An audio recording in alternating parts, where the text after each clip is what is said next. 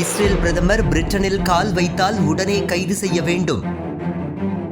நெதன்யாகுவிற்கு எதிராக இங்கிலாந்து மக்கள். காசாவில் போர்க்குற்றங்களில் ஈடுபட்டு வருவதற்காக இஸ்ரேல் பிரதமர் பெஞ்சமின் நெதன்யாகுவிற்கு சர்வதேச குற்றவியல் நீதிமன்றம் கைது வாரண்ட் பிறப்பித்துள்ளது. சர்வதேச குற்றவியல் நீதிமன்றத்தில் 124 நாடுகள் உறுப்பினர்களாக உள்ளன. ஐசிசியில் உறுப்பு நாடுகளாக உள்ள நாடுகளுக்கு பயணம் செய்யும் போது அவர் தடுப்பு காவல் அல்லது கைதுக்கு உட்படுத்தப்படலாம். இதில் பிரிட்டனும் உள்ளது.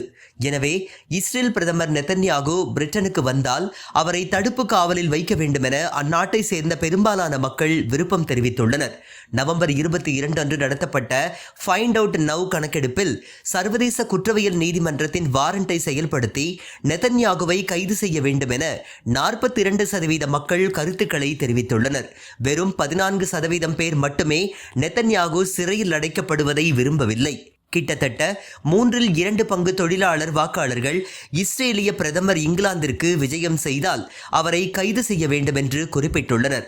அதேபோல 76% பசுமை ஆதரவாளர்கள் நெதன்யாகுவை சிறையில் அடைக்க வேண்டும் என்றும் 28% சீர்திருத்தவாதிகள் நெதன்யாகு சிறையில் அடைக்கப்படுவதை குறைந்த அளவிலான ஆர்வத்துடனும் ஏற்றுக்கொண்டுள்ளனர்.